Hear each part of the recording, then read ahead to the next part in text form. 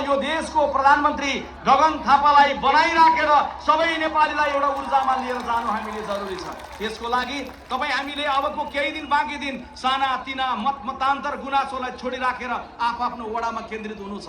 आफ्नो वडामा केन्द्रित नभएर वरिपरिको 50 घरमा केन्द्रित नभएर हामी ओल्लो गाउँ र पल्लो गाउँ कुद्दै गर्दाखेरि मुलुकले बाटो प्राप्त गर्दैन, निर्वाचनले परिणाम प्राप्त गर्दैन। त्यसैले म तपाईहरु सबैलाई आग्रह गर्न चाहन्छु के तपाई साना तिना कुरा बिर्सेर बाँकी 3-4 दिनको अवधि आफ्नो वडामा केन्द्रित भएर सम्पूर्ण रूपले उम्मेदवार जो हो उनै उम्मेदवारहरुको हामी नै हो उम्मेदवार भन्ने मनोविज्ञानले लाग्न तयार हुनुहुन्छ? तयार हुने साथीहरुले हात हल्लाइदिनुस् एकपटक। तपाई हाम्रो अभियानलाई अगाडि बढाउन तीनटै उम्मेदवारलाई उम्मेदवारका रूपमा विजयी गराएर जानका लागि म आफै उम्मेदवार हो भन्ने मनोविज्ञानमा उम्मेदवारलाई अनुमोदन गर्न तयार हुनुहुन्छ? तयार हुनुहुन्छ भने जोरदार थपडी बजाइदिनुस्, जोरदार थपडी बजाइदिनुस्। तपाईहरुले थपडी त बजाउनु हो तर थपडीमा दम पुगेर थपडी कस्तो बजाउनुस् म आग्रह गर्न चाहन्छु भने 21 गते निर्वाचन हुन्छ, 22 गते बिहानदेखि मतगणना सुरु हुन्छ, 23 गते मतगणना हुन्छ, 25 गते बिहान उज्यालो हुने बेलामा कास्कीबाट रेडियोहरूले समाचार फुक्छन् कास्कीको 3वटै क्षेत्रबाट रुखचिन्हका उम्मेदवार भारी मतले विजयी। त्यो बेलामा कस्तो थपडी बजाउनुपर्छ एकपटक जोरदार थपडी बजाइदिनुस् विजयको त्यो अभियानको लागि। अनि सबैले हात हल्लाएर भनिदिनुहोस्, दुवै हात हल्लाएर जय नेपाल, जोरदारसँग हात हल्लाएर भनिदिनुहोस् जय नेपाल। 25 गते परिणाम आए पछाडि जय नेपाल त फेरि पनि भन्न पाइन्छ तर 25 गते एउटा नारा लगाउन पाइदैन। त्यो नारा भनेको भोट केमा रुखमा, किनभने विजय हासिल गरेर र्याली लिएर धन्यवाद दिन हिँड्दै गर्दाखेरि फेरि भोट केमा रुखमा भनिरहन मजा आउँदैन। मजा अहिले आउँछ हृदयदेखि जोड गरेर भनिदिनुहोस् भोट केमा, भोट केमा, दुवै हात हल्लाएर फेरि भनिदिनुहोस् जय नेपाल। यति भनिराखेर सभापतिजी आइपुग्न पनि लाग्नुभयो। मैले तपाईहरुको बीचबाट बिदा लिन चाहे। नमस्कार, धन्यवाद, जय नेपाल।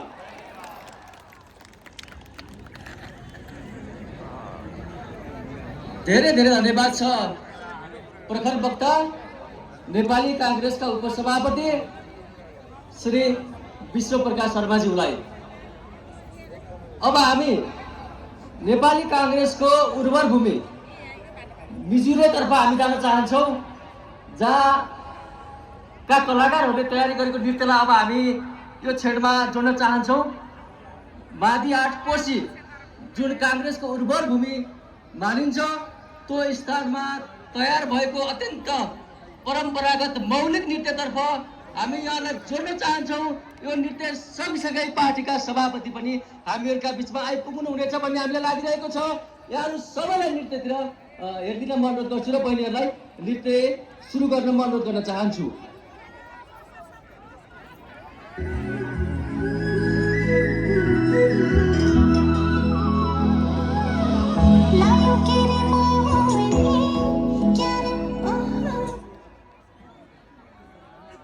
प्राविधिक साथीहरूलाई एकैछिन यो बज्दै गरेको सामग्री रोकिदिनको लागि अनुरोध गर्न चाहन्छु।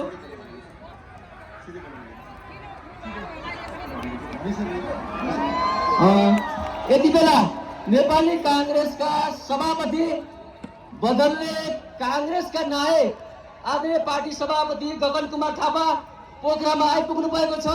उहाँलाई तालिका साथ स्वागत गरिदिन म अनुरोध गर्न चाहन्छु र हामी सबैले भनौँ जय नेपाल। उहाँको आगमन सँगसँगै अब हामीले पार्टीका सभापतिलाई मन्तव्यका लागि बोलाइहाल्नेछौँ। यहाँलाई एकछिन धैर्य गरिदिन म अनुरोध गर्न चाहन्छु र आउँदै हुनुहुन्छ गगन कुमार थापा। यस कार्यक्रमका आदरणीय सभापतिज्यू, पार्टीका उपसभापति श्रद्धेय नेता विश्वप्रकाश शर्माज्यू, आदरणीय तारानाथ दाई, सुकराज दाई, यहाँ थुप्रै अग्रजर हुनुहुन्छ, सबै केन्द्रीय सदस्यज्यूहरू, हाम्रा तीनैजना उम्मेदवार साथीहरू, यहाँ उपस्थित सबै अग्रजहरू, सबै दाजुभाइ दिदीबहिनीहरू, सबैलाई मेरो हार्दिक अभिवादन, नमस्कार, जय नेपाल। प्रारम्भमा सबै ज्ञात अज्ञात शहीदहरूप्रति हार्दिक श्रद्धाञ्जली अर्पण गर्छु। आज राष्ट्रिय मगर दिवसको उपलक्ष्यमा देशमा रहनुभएको, बाहिर रहनुभएको सम्पूर्ण मगर समुदायका दाजुभाइ दिदीबहिनीहरूमा यो समुदायले नेपालको राष्ट्रियता, नेपालको प्रजातन्त्र, नेपालको समृद्धि, नेपालको विकासमा पुर्याउनु भएको योगदानको निम्ति हार्दिक कदर गर्छु र हार्दिक बधाई शुभकामना व्यक्त गर्छु। म माफी चाहन्छु, समयको अत्यन्त ठुलो दबाव रहेको हुनाले गर्दा दौडिँदै आएको छु, दौडिँदै फर्कनु पर्नेछ। अबको ठिक 8-9 मिनटपछि मैले यो ठाउँ छोडिसक्नु पर्नेछ। त्यसैले मैले पहिले अनुरोध गरेँ, मलाई फर्किने बेलामा कृपया त्यहाँबाट सजिलोसँग जान दिदिनु होला। साथीहरूको यो माया प्रेमले ठिकै बनाएको छ, तर हिजोदेखि कार्यक्रममा जाँदै गर्दा हात तानेर साथीहरूले यहाँ हातभरि घाउ बनाएर बस्नु परेको छ। तर केही छैन, यो माया प्रेमप्रति एकदमै धेरै कृतज्ञ छु। मैले छोटो समयमा केही कुराहरू मात्र राख्छु। आदरणीय विश्वप्रकाश शर्माले म आउँदै गर्दा मैले त्यहीँबाट सुन्दै आएको थुप्रै कुरा राखिसक्नु भएको छ। अब निर्वाचन आउन केही दिन मात्रै बाँकी छ। यो निर्वाचनले एउटा विशेष महत्त्व प्रत्येक निर्वाचनले बोकेको हुन्छ, तर कुनै कुनै निर्वाचन विशिष्ट अवस्थामा आउँछ। यो निर्वाचन त 84 मा हुनेवालै थियो, तर 2 वर्ष अगाडि निर्वाचन हुँदैछ। 2 वर्ष अगाडि निर्वाचन किन हुन लाग्यो? यो निर्वाचनको अर्थ के हो? यो निर्वाचन हुनका लागि दर्जनौं निहत्था युवकहरूको हत्या भएको कुरा हामीले बिर्सनु हुँदैन। ती आमाहरूको काख रित्तिएको छ, सिंहदरबार जलेको छ र सँगसँगै थुप्रै धनजनको क्षति भएको छ। यत्रो घटना पछाडि यो निर्वाचन हुँदैछ। यो निर्वाचन पछाडिको परिणामले दुईटा खालको अतिवादलाई पोषण गर्न सक्ने खतरा छ। एउटा अतिवाद जसले भदौ 23-24 गतेको घटनाको अवमूल्यन गर्छ, त्यो हुँदै भएको होइन भन्छ, त्यो केवल षड्यन्त्र भनेर भन्छ, त्यहाँ युवाहरूको सहभागिता देख्दैन, त्यहाँ असन्तुष्टि व्यक्त भएको देख्दैन। त्यस्तै खतरनाक अर्को अतिवाद छ जो त्यो मौका छोपेर सिंहदरबार जलाउन पनि लगाउँछ, मौका पर्दै गर्दा आफै जेलबाट पनि भाग्छ। यो दुईटै अतिवाद हिजो पनि देख्यौं, भोलि पनि यो अतिवाद आउन सक्छ। 5 वर्षको यो समय देशलाई सम्हाल्नु पर्नेछ। कुनै पनि खालको द्वन्द्व नेपालले अब खेप्न सक्दैन, कुनै पनि खालको, न जातीय, न धार्मिक, न सहर गाउँको, न मधेस पहाडको, न उमेरको, कुनै पनि सक्दैन। योभन्दा बढी घाउ यसले बेहोर्न सक्दैन। यसलाई हामीले सम्हाल्नु पर्नेछ, बडो जतनका साथ लिएर जानुपर्नेछ, सबलाई मिलाएर लिएर जानुपर्नेछ। तर देशलाई गति पनि चाहिएको छ। राजमार्ग बनिसक्यो, अब यो बाटोले हामीलाई मुम्लिङसम्म पुर्याउँछ, बन्यो राजमार्ग, समय लाग्यो तर बन्यो। अब राजमार्गमा हामी धावकहरू आएका छौँ, हामी चालकहरू आएका छौँ। कोही के भन्दैछन्, म गाडीमा बसेपछि म यति अद्भुत मान्छे हुँ, यो गाडी आफै गन्तव्यमा पुग्छ। कोही के भन्दैछन्, म यति अद्भुत क्षमता भएको मान्छे हो कि मैले चलाएपछि गाडी कहिलेकाहीँ उड्छ, कहिलेकाहीँ गाडी पौडिन्छ। हामी के भनिरहेका छौँ? हामी भनिरहेका छौँ एकजनाले चलाउने होइन, हामी सबै मिलेर गाडीमा बस्ने हो। गाडी चालकले पनि सबैको कुरा सुनेर चलाउने हो, तीव्र गतिमा चलाउने हो, वेगले चलाउने हो, तर सँगसँगै सम्हालेर पनि लिएर जाने हो। अन्ततिरबाट गाडी आइरहेको छ भने नठोकियोस्, दायाँ बायाँ हेरेर, छेउछाउमा हिँड्ने बटुवाहरूलाई कुनै अप्ठ्यारो नपरोस्, ख्याल गरेर चलाउने। यो ख्याल गरेर गाडीलाई गन्तव्यमा 5 वर्षभित्रमा नेपाली कांग्रेसले पुर्याउने संकल्प गरेर आएको नयाँ कांग्रेस हो यो, बदलेर आएको कांग्रेस हो यो। यसले संकल्प गरेर आएको छ, देशले भ्रष्टाचारबाट मुक्ति चाहेको छ। यो नेपाली कांग्रेसको सरकारले पहिलो काम एउटा शक्तिशाली आयोग गठन गर्छ। त्यो शक्तिशाली आयोगले 46 सालपछि प्रधानमन्त्री हुनुभएको शेरबहादुर देउवाको सम्पत्ति, मन्त्री भएको गगन थापाको सम्पत्ति सबैभन्दा पहिला त्यहाँबाट छानबिन सुरु गर्छ। आफ्नो बा भए पनि छोड्दैन, एउटा कुराको छानबिन गर्छ, एउटा काण्डको छानबिन गर्छ र भविष्यमा त्यस्तो कुनै काण्ड हुन पनि दिन्न। त्यसका लागि संस्था बनाउँछ, कानुन बनाउँछ। यो नेपाली कांग्रेस पार्टीले संकल्प गरेर आएको छ।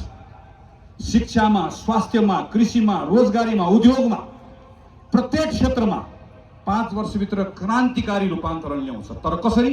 साबुक चलाएर होइन, कसैलाई झुन्ड्याएर होइन, कसैलाई ठोकेर होइन। नियम कानुनभित्र रहेर सकिन्छ। एउटा एउटा कुराको अध्ययन गरेका छौँ।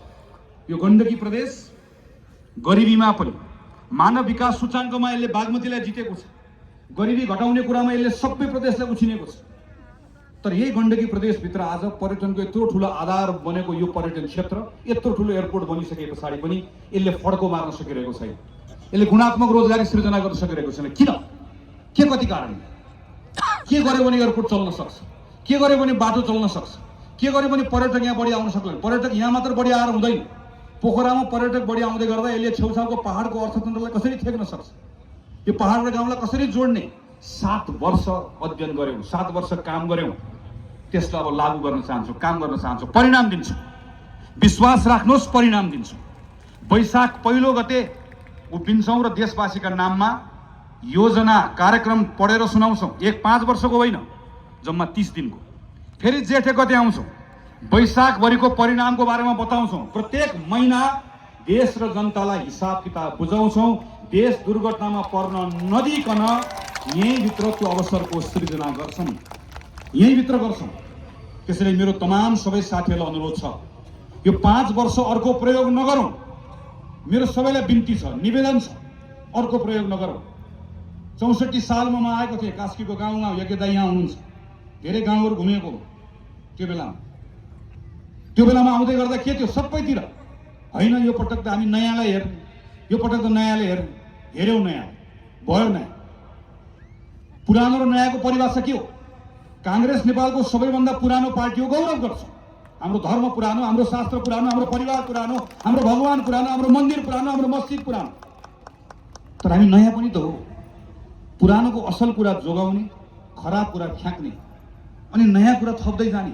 7 सालको जस्तो हुने, 15 सालको जस्तो हुने, 46 सालको जस्तो लोकप्रिय हुने, 30 वर्ष पञ्चायतसँग सङ्घर्ष गरेको जस्तो सङ्घर्षशील हुने।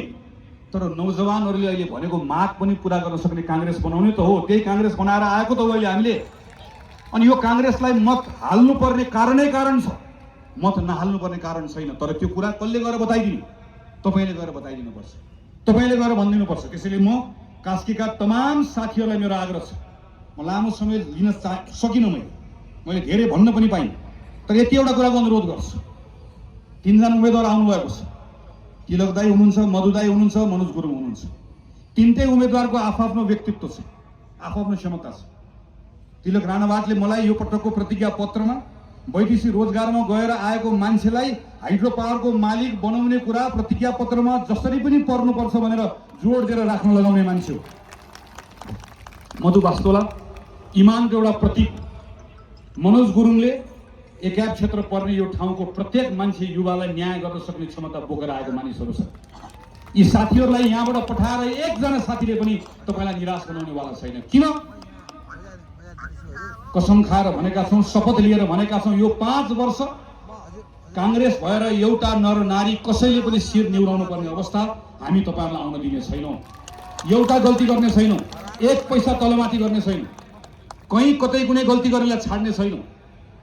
यो सङ्कल्पका साथ आएका छौँ। त्यसैले अब तपाईँहरू गइदिनुपर्छ, तपाईँहरूले मेहनत गरिदिनुपर्छ। मैले आएर भनेर केही पनि हुँदैन। तपाईँहरू घर घर गइदिनुपर्छ। तपाईँहरूले केवल सामाजिक सञ्जालमा भिडेर मात्र हुँदैन। सामाजिक सञ्जाल सामान्यतया जहिले पनि कसको पक्षमा हुन्छ? जसले घृणा भयो। अहिले म यहाँ आएँ, मैले अहिले आएर 2 जनालाई गाली गरेँ, केही तुच्छ कुरा बोलेँ, बेलुका त्यो भाइरल हुन्छ, बेलुका भाइरल हुन्छ, त्यो कन्टेन्ट बन्छ। तर मैले प्रेमको कुरा गर्छु, मैले सृजनाको कुरा गर्छु, म विकासको कुरा गर्छु, म मिलाउने कुरा गर्छु। किन? मलाई थाहा छ देश एक्लैले बन्दैन, एक्लैले चल्दैन। मैले भोलि मौका पाएर प्रधानमन्त्री बन्ने मौका पाएँ मैले भने मलाई एमाले पनि चाहिन्छ, मलाई माओवादी चाहिन्छ, मलाई रासोपा चाहिन्छ, मलाई सबै पार्टी चाहिन्छ नि त। मैले त सबैलाई लिएर जानुपर्छ, संविधान संशोधन गर्नुपर्छ। चाहिएन मलाई? मलाई 6743 वडाको वडा अध्यक्षको साथ चाहिन्छ, 7 प्रदेशको साथ चाहिन्छ, चाहिँदैन? तर म त यो त मिलाउने कुरा हो नि त। जाति चाहिन्छ, जनजाति चाहिन्छ, सबै मधेसको पहाडको सबैलाई मिलाउनु पर्यो। तर मिलाउने कुरा सामाजिक सञ्जालमा बिग्दैन। त्यसैले सामाजिक सञ्जालको मात्र भर नपरौँ। तपाईँहरू गोडा चलाउनुहोस्, अब धेरै हात होइन, गोडा चलाउनुहोस्, घर घर जानुहोस्। म तपाईँहरूलाई आग्रह गर्छु, प्रत्येक एउटा पार्टी कार्यकर्ताले अबको 5 दिनमा 1 जना मान्छेले कम्तीमा अर्को 10 मतदाताको घरमा जानै पर्छ उसँग कुरा गर्नै पर्छ, उसको कुरा सुन्नै पर्छ, तपाईँले संवाद गर्नै पर्छ र यो पटक कास्कीमा तीनटै क्षेत्रबाट नेपाली कांग्रेसलाई निर्वाचन गराएर इतिहास रच्नै पर्छ। कास्कीले नयाँ स्वाद चाख्न पाउनै पर्छ। यो विश्वासको साथ तपाईहरु लाग्नुहुन्छ भन्ने मेरो आफ्नो विचार राख्दै तीनटै उम्मेदवारलाई मसँगै सरकारमा संसदमा काम गर्ने गरी तपाईले पठाउनुहुन्छ। मञ्चमा बस्नुभएको सबै नेता साथीहरू खट्नु भएको छ, सबै लाग्नु भएको छ, तल बस्नुभएको सबै साथीहरू लाग्नु भएको छ। तर यति लगाइले मात्र पुगेन, बाँकी रहेको दिनमा अझै बढी खट्नुपर्नेछ। तपाईहरु सबजना साथीहरू लाग्नुहुन्छ गर्नुहुन्छ भने विश्वास र भरोसा राख्दै मेरो कुरा टुङ्ग्याउँछु र कार्यक्रमबाट पनि बिदा माग्छु। सबलाई शुभकामना, धन्यवाद, नमस्कार, जय नेपाल। धेरै धेरै धन्यवाद छ पार्टीका सभापति र देश बदल्न सक्ने नायक आदरणीय गगन कुमार थापाज्यूलाई, आम सभाका सहभागी सबै साथीहरूलाई एकछिन धैर्य गरिदिन हामी अनुरोध गर्छौँ। हामीसँग नृत्य बाँकी छ र केही भनाइहरू पनि अझ हामीले सुन्नुपर्ने छ। त्यस कारणले गर्दाखेरि म साथीहरूलाई जहाँ हुन्छ त्यही रहिदिन म अनुरोध गर्न चाहन्छु र आदरणीय पार्टी सभापति गगन कुमार थापाज्यूलाई सहकारी पीडितहरूले ठुलो आशा विश्वास र भरोसा गरेर ज्ञापन पत्र बुझाउन खोजिरहनु भएको छ। त्यसलाई सम्बोधन गर्दिन म आम सभा व्यवस्थापन समितिका संयोजक दीपक माइला गुरुङजीलाई अनुरोध गर्छु। सँगसँगै सहकारी पीडित साथीहरूको ज्ञापन पत्र बुझ्दै गर्दा समीको बिरुवामा जल सेचन गरिदिनका लागि पनि म पार्टी सभापतिज्यूलाई हार्दिक अनुरोध गर्न चाहन्छु। सहकारी पीडितहरूले ठुलो आशा विश्वास र भरोसा गरेर आदरणीय पार्टी सभापतिज्यूलाई ज्ञापन पत्र बुझाउनु भएको छ। वास्तवमा सबैको आशा विश्वास र भरोसा भनेको नेपाली कांग्रेस नै हो भन्ने कुरा यसले थप प्रमाणित गरेको हामीलाई महसुस भएको छ। अब भने हामीले अघि उद्घोष गरेको नाचलाई जोड्न चाहन्छौँ। कलाकार बहिनीहरूलाई नाचमा सहभागी भइदिनु अनुरोध गर्न चाहन्छु। हिमाल पहाड र तराईलाई जोड्ने कांग्रेसले सबै भाषा भाषी धर्म संस्कार र संस्कृतिलाई पनि उत्तिकै बचाएको छ। अब नृत्यका लागि म कोशीका साथीहरूलाई अनुरोध गर्छु। शहीद गाउँबाट कांग्रेसको उर्वर भूमिबाट ठुलो उत्साहका साथ आम सभामा नृत्य प्रदर्शन उहाँहरू आउनुभएको छ। जुन उत्साहका साथ आउनुभयो उहाँहरूलाई पनि हामी नेपाली कांग्रेस कास्की हार्दिक रूपमा सम्मान व्यक्त गर्न चाहन्छौँ। र अब नृत्यका लागि म प्राविधिक साथीलाई अनुरोध गर्छु।